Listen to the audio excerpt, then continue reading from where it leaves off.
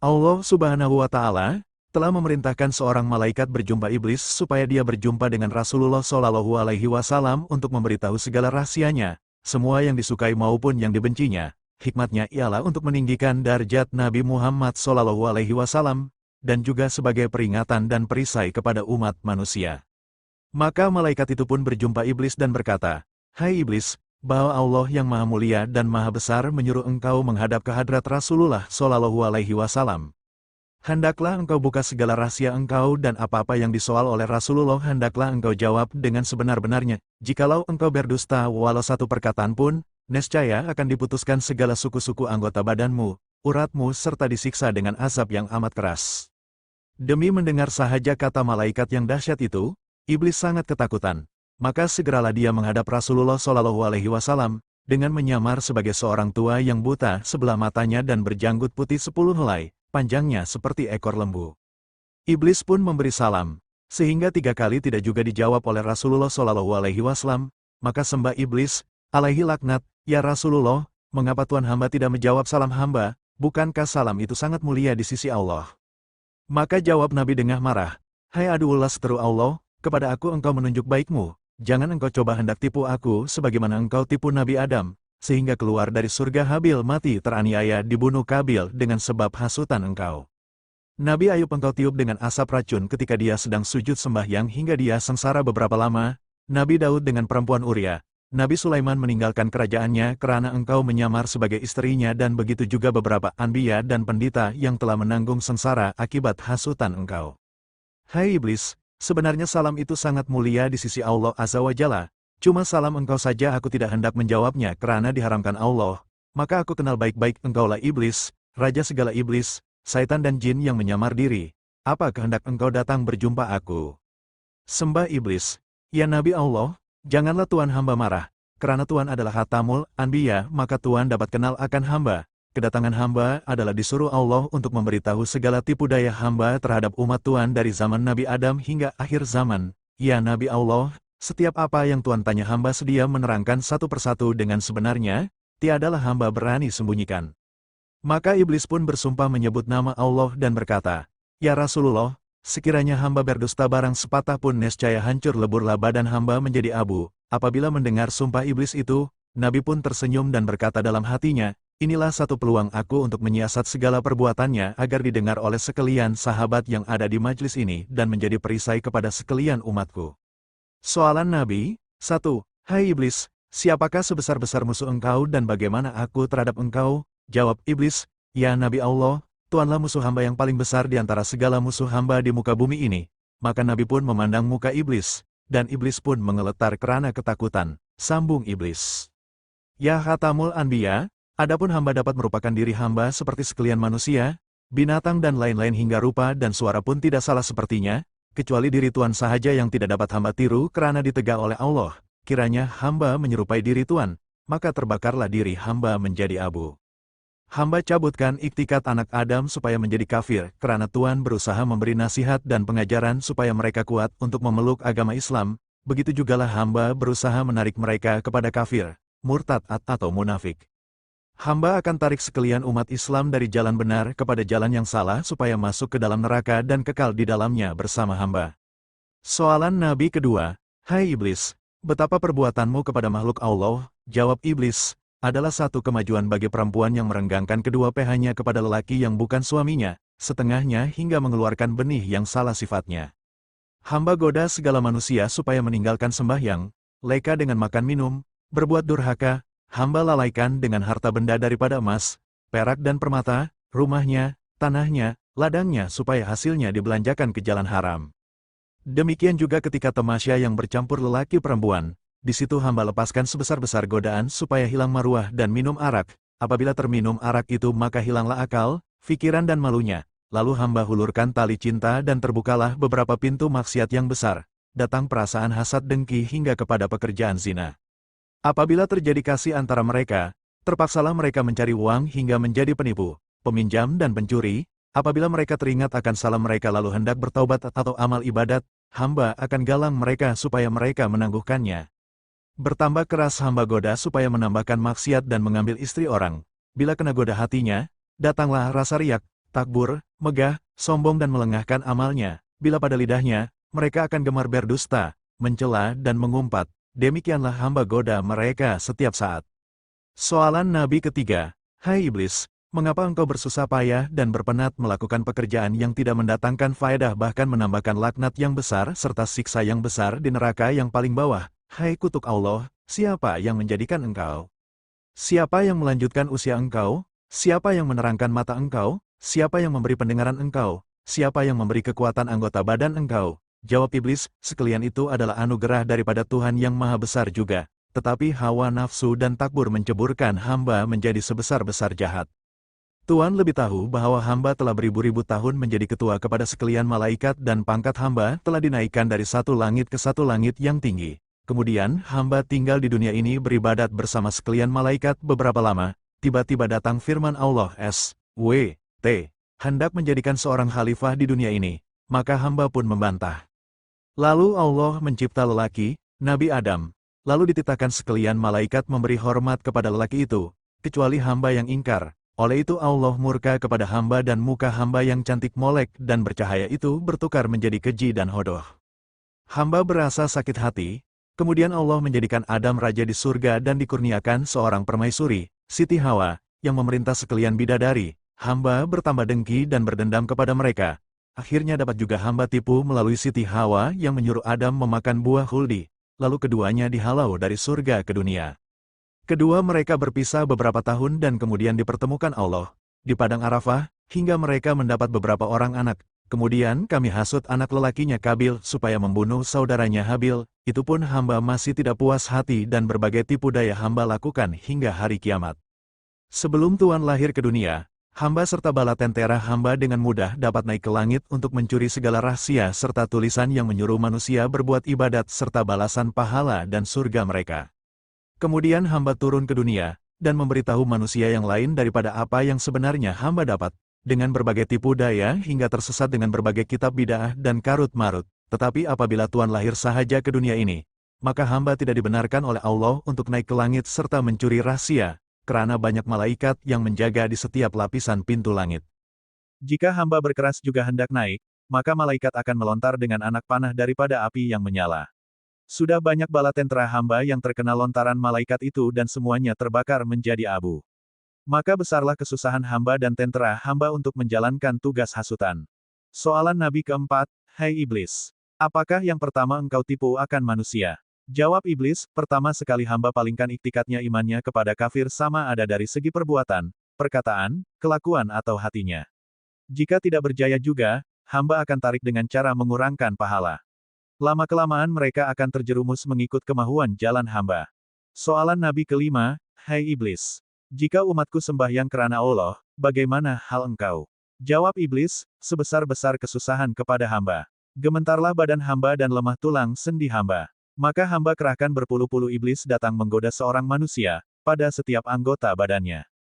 Setengah-setengahnya datang pada setiap anggota badannya supaya malas sembahyang, was-was, terlupa bilangan rakaatnya, bimbang pada pekerjaan dunia yang ditinggalkannya, sentiasa hendak cepat habis sholat, hilangkan khusyuknya, matanya sentiasa menjeling ke kiri kanan, telinganya sentiasa mendengar orang bercakap serta bunyi-bunyi yang lain. Setengah iblis duduk di belakang badan orang yang sembahyang itu supaya dia tidak kuasa sujud lama-lama, penat atau duduk tahiyat dan dalam hatinya sentiasa hendak cepat habis sembahyang, itu semua membawa KPD kurang pahala. Jika para iblis itu tidak dapat menggoda manusia itu, maka hamba sendiri akan menghukum mereka dengan seberat-berat hukuman. Soalan Nabi ke-6, jika umatku membaca Al-Quran karena Allah, apalah rasa engkau? Jawab iblis, jika mereka membaca Al-Quran karena Allah, maka rasa terbakarlah tubuh hamba, putus-putus segala urat hamba lalu hamba lari daripadanya. Soalan Nabi ke-7, jika umatku mengerjakan haji karena Allah, bagaimana rasa engkau? Jawab iblis, binasalah diri hamba, gugurlah daging dan tulang hamba karena mereka telah mencukupkan rukun Islamnya. Soalan Nabi ke-8, jika umatku berpuasa karena Allah, bagaimana hal engkau? Jawab iblis, ya Rasulullah, inilah bencana yang paling besar bahayanya kepada hamba.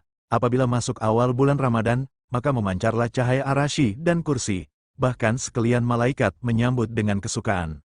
Bagi orang yang berpuasa, Allah akan mengampunkan segala dosa yang lalu dan digantikan dengan pahala yang amat besar serta tidak dicatatkan dosanya selama dia berpuasa. Yang menghancurkan hati hamba ialah segala isi langit dan bumi, yakni malaikat, bulan, bintang, burung dan ikan-ikan semuanya siang malam mendoakan keampunan orang yang berpuasa. Satu lagi kemuliaan orang berpuasa ialah dimerdekakan pada setiap masa dari azab neraka. Bahkan semua pintu neraka ditutup manakala semua pintu surga dibuka seluas-luasnya, serta dihembuskan angin dari bawah Arasy yang bernama angin Syirah yang amat lembut ke dalam surga. Pada hari umat Tuhan mula berpuasa, dengan perintah Allah datanglah sekalian malaikat dengan garangnya menangkap hamba dan tentara hamba, jin, syaitan dan ifrit lalu dipasung kaki dan tangan dengan besi panas dan dirantai serta dimasukkan ke bawah bumi yang amat dalam. Di sana pula beberapa azab yang lain telah menunggu kami. Setelah habis umat Tuhan berpuasa barulah hamba dilepaskan dengan amaran agar tidak mengganggu umat Tuhan. Umat Tuhan sendiri telah merasa ketenangan berpuasa seperti mana mereka bekerja dan bersahur seorang diri di tengah malam tanpa rasa takut berbanding bulan biasa. Soalan Nabi ke-9, Hai Iblis. Bagaimana sekalian sahabatku kepada engkau? Jawab Iblis, sekalian sahabat Tuhan hamba juga adalah sebesar-besar seteru hamba. Tiada upaya hamba melawannya dan tiada satu tipu daya yang dapat masuk kepada mereka. Kerana Tuhan sendiri telah berkata yang, sekalian sahabatku adalah seperti bintang di langit. Jika kamu mengikut mereka, maka kamu akan mendapat petunjuk. Sayyidina Abu Bakar Al-Siddiq sebelum bersama Tuhan lagi, hamba tidak dapat hampir kepadanya ini kan pula setelah berdamping dengan Tuhan. Beliau begitu percaya atas kebenaran Tuhan hingga dia menjadi Wazirul Asam. Bahkan Tuhan sendiri telah mengatakan jika ditimbang sekalian isi dunia ini dengan amal kebajikan Abu Bakar, maka akan lebih berat amal kebajikan Abu Bakar. Tambahan pula dia telah menjadi mertua Tuhan kerana Tuhan berkahwin dengan anaknya, Sayyidatina Aisyah yang juga banyak menghafaz hadis Tuhan. Sayyidina Umar Al-Khattab pula tidaklah berani hamba pandang akan wajahnya kerana dia sangat keras menjalankan hukum syariat Islam dengan saksama. Jika hamba pandang wajahnya, maka gementarlah segala tulang sendi hamba kerana sangat takut.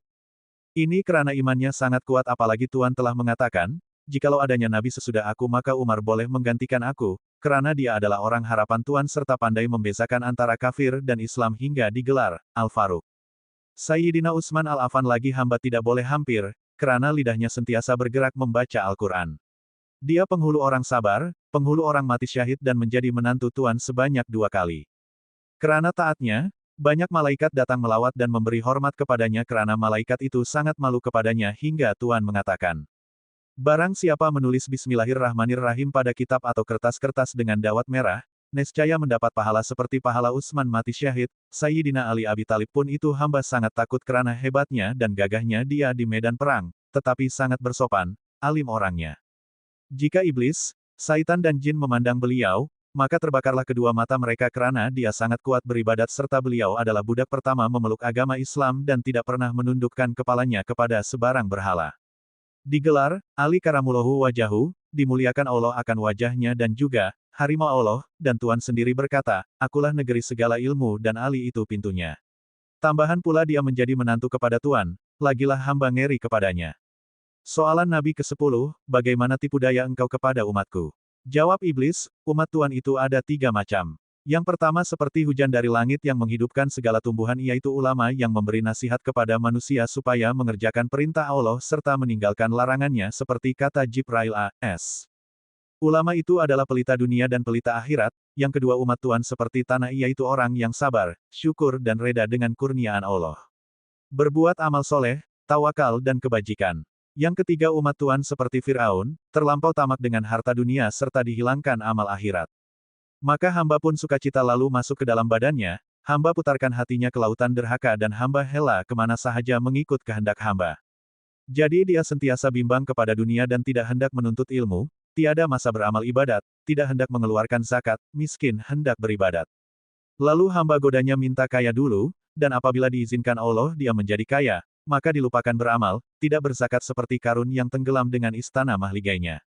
Bila umat Tuhan terkena penyakit tidak sabar dan tamak, dia sentiasa bimbang akan hartanya dan setengahnya asyik hendak merebut dunia harta, cakap besar sesama Islam, benci dan menghina kepada yang miskin, membelanjakan hartanya untuk jalan maksiat, tempat judi dan perempuan lacur. Soalan Nabi ke-11, siapa yang serupa dengan engkau? Jawab Iblis, orang yang meringankan syariat Tuhan hamba dan membenci orang belajar agama Islam. Soalan Nabi ke-12, siapa yang mencahayakan muka engkau? Jawab Iblis, orang yang berdosa, bersumpah bohong, saksi palsu, pemungkir janji. Soalan Nabi ke-13, apakah rahasia engkau kepada umatku? Jawab iblis, jika seorang Islam pergi buang air besar serta tidak membaca doa pelindung syaitan, maka hamba gosok-gosokkan najisnya sendiri ke badannya tanpa dia sadari. Soalan Nabi ke-14, jika umatku bersatu dengan istrinya, bagaimana hal engkau? Jawab iblis, jika umat Tuhan hendak bersetubuh dengan istrinya serta membaca doa pelindung syaitan, maka larilah hamba dari mereka. Jika tidak hamba akan bersetubuh dahulu dengan istrinya, dan bercampurlah benih hamba dengan benih istrinya. Jika menjadi anak maka anak itu akan gemar kepada pekerjaan maksiat, malas pada kebaikan, durhaka. Ini semua karena kealpaan ibu bapanya sendiri. Begitu juga jika mereka makan tanpa bismillah, hamba yang dahulu makan daripadanya. Walaupun mereka makan, tiadalah rasa kenyang. Soalan Nabi ke-15. Dengan jalan apa boleh menolak tipu daya engkau? Jawab iblis, jika dia berbuat dosa, maka dia kembali bertaubat kepada Allah, menangis kesal akan perbuatannya, apabila marah segeralah mengambil air sembahyang, maka padamlah marahnya.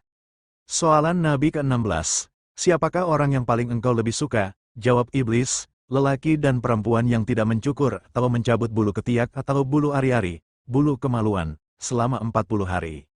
Disitulah hamba mengecilkan diri, bersarang, bergantung, berbuai seperti pijat pada bulu itu. Soalan Nabi ke-17, hai iblis. Siapakah saudara engkau? Jawab iblis, orang yang tidur meniarap, orang yang matanya celik di waktu subuh tetapi menyambung tidur semula. Lalu hamba ulit dia lena hingga terbit fajar. Demikian jua pada waktu zohor, asar, maghrib dan isyak, hamba beratkan hatinya untuk sholat. Soalan Nabi ke-18, apakah jalan yang membinasakan diri engkau? Jawab iblis, orang yang banyak menyebut nama Allah, bersedekah dengan tidak diketahui orang, banyak bertaubat, banyak tadarus Al-Quran dan sholat tengah malam. Soalan Nabi ke-19, hai iblis. Apakah yang memecahkan mata engkau? Jawab iblis, orang yang duduk di dalam masjid serta beriktikaf di dalamnya. Soalan Nabi ke-20, apalagi yang memecahkan mata engkau? Jawab iblis, orang yang taat kepada kedua ibu bapanya, mendengar kata mereka, membantu makan pakai mereka selama mereka hidup, karena Tuhan telah bersabda, surga itu di bawah tapak kaki ibu.